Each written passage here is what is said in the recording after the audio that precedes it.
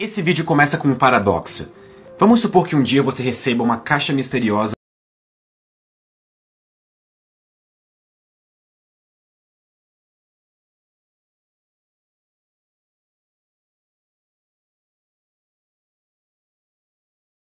Esse vídeo começa com um paradoxo. Vamos supor que um dia você receba uma caixa misteriosa que contém as instruções para a criação de uma máquina do tempo que te permita viajar para o passado. Só que nessa caixa existe uma instrução: construa a máquina e só ative ela daqui a 10 anos.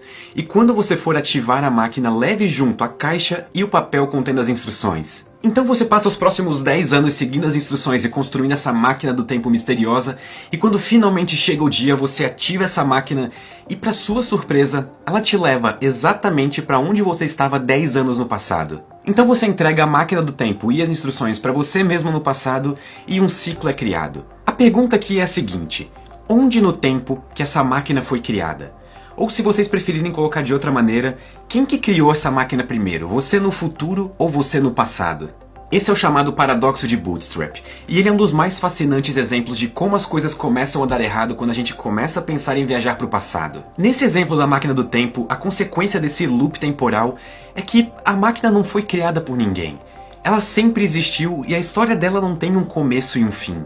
A cada vez que você chega em um dos pontos extremos, você no passado ou você no futuro, o ciclo se repete e tudo começa novamente. Um paradoxo de Bootstrap acontece sempre que um objeto, um evento ou informação cai em um loop temporal em que ele não precisa ser criado. É como se ele sempre tivesse existido independente de ninguém ou de qualquer coisa. Eu vou dar outro exemplo e talvez isso vai ficar um pouco mais claro. Imagine que você é fã de Einstein. Você sabe tudo sobre a relatividade.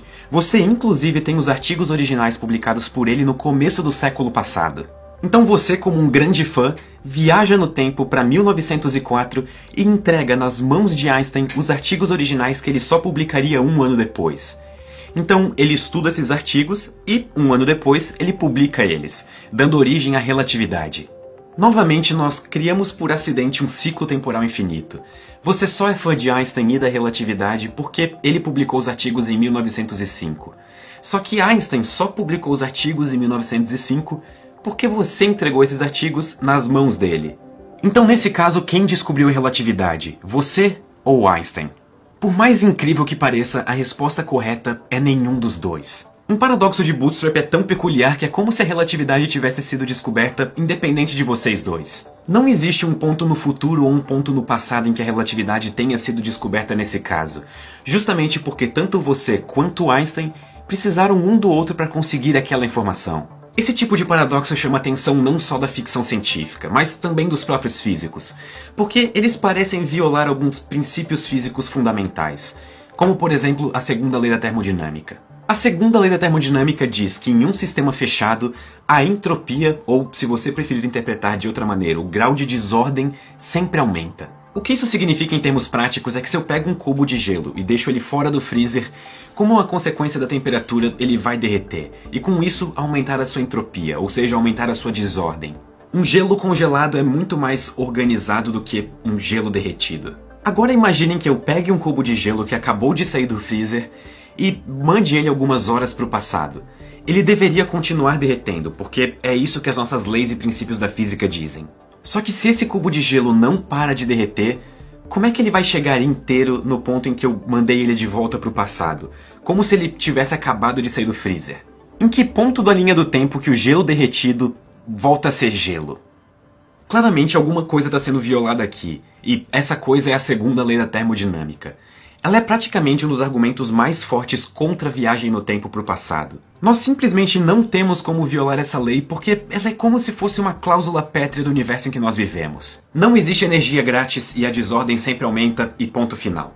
Então, se nós temos algum exemplo de evento que viola um dos princípios fundamentais do nosso universo, nós podemos automaticamente descartar a possibilidade de esse evento acontecer. No nosso caso, isso descartaria completamente a possibilidade de viajar no tempo para o passado.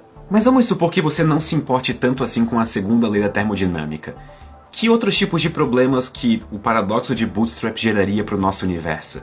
Nós vivemos em um universo que parece funcionar com base em algum sistema de lógica. Na tentativa de resolver alguns desses problemas gerados por viagens no tempo, nós podemos empregar alguns desses sistemas lógicos e usar, por exemplo, o princípio da autoconsistência de Novikov. Algumas soluções da relatividade geral permitem que viagens no tempo para o passado ocorram, e algumas dessas viagens permitem que incoerências lógicas aconteçam, como no caso do paradoxo de Bootstrap. Então o princípio da autoconsistência de Novikov tenta resolver esse problema dizendo o seguinte: se existe um evento que acarreta em uma mudança no passado ou gera um paradoxo, então a probabilidade de esse evento acontecer é zero. E isso cria umas situações extremamente bizarras. Geralmente na ciência, quando surge um paradoxo, ele indica que tem alguma coisa errada com a nossa teoria, ou que pelo menos ela está incompleta. E de fato nós não temos certeza de que as nossas teorias para descrever o universo estão completas. A ciência pode ser um dos melhores métodos de extrair conhecimento do universo, mas ela não é nem de longe infalível. Talvez viagens no tempo para o passado sejam possíveis e a cada vez que você mude alguma coisa no passado, você cria um novo universo paralelo e a vida segue a partir dele. Ou talvez as viagens no tempo para o passado só apareçam em algumas das soluções da relatividade geral porque nós estamos trabalhando com uma teoria incompleta. E esse é o caso mais provável. De qualquer forma, não existe uma solução muito bem estabelecida para isso ainda.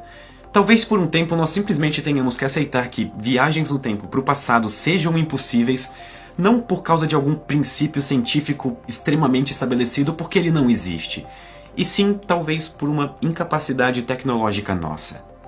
Muito obrigado e até a próxima. Antes de ir embora, eu só queria lembrar que nossos produtos oficiais, a nossa loja